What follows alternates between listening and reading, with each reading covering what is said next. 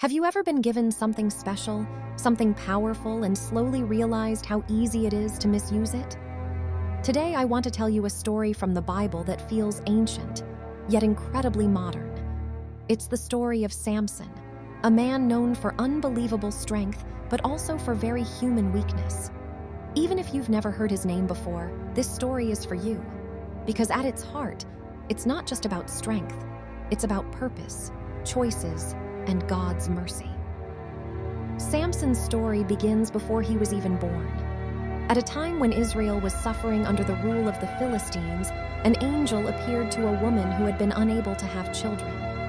The angel told her something astonishing. She would give birth to a son who would begin to deliver Israel from their enemies.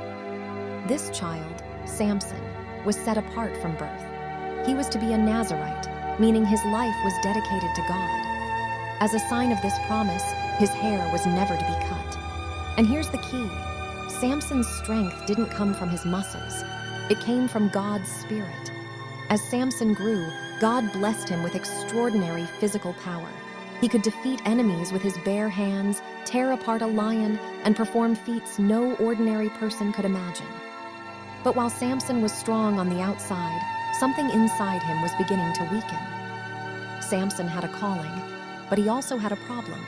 He followed his desires more than God's direction.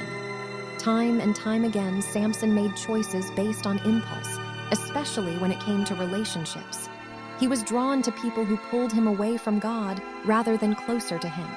Despite God continuing to use Samson to protect Israel, Samson often treated his calling casually. He played games with danger. He assumed his strength would always be there. And then came Delilah. Delilah was asked by the Philistines to discover the secret of Samson's strength. Over and over again, she questioned him. And at first, Samson joked, lied, and teased the truth. But slowly, he gave in. Finally, Samson revealed his heart. "My strength comes from God. If my hair is cut, I will become weak." One night, as Samson slept, Delilah had his hair cut. When Samson woke up, he thought nothing had changed. But this time, God's strength had left him. The Philistines captured him, blinded him, and imprisoned him. The strongest man in the land was now powerless. In prison, Samson had nothing left. No strength, no freedom, no pride. But something important happened there. As Samson sat in darkness, his hair began to grow again. More importantly, his heart began to change. For the first time, Samson truly turned back to God, not asking for fame, not for revenge, but for help. And that's where this story shifts, because even when Samson failed, God had not abandoned him. One day, the Philistines brought Samson out to entertain them in a large temple. They mocked him, confident he was finished.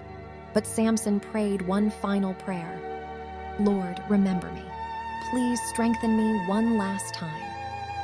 With renewed strength from God, Samson pushed against the pillars of the temple. The building collapsed, defeating more enemies in his death than he had in his life. Samson's story ends not in defeat, but in redemption. So, what does Samson's story teach us? First, strength without obedience is dangerous. Gifts mean nothing if we don't honor the giver. Second, our weaknesses don't cancel God's purpose. Samson failed deeply, yet God still used him. Third, and this one is for anyone who feels they've gone too far. God's grace is bigger than our mistakes. Even at Samson's lowest point, God listened, God restored, God redeemed. If you're feeling weak today, remember this. God doesn't need you to be perfect. He asks you to be willing. And sometimes it's in our weakness that God's strength shines the brightest. Thank you for listening.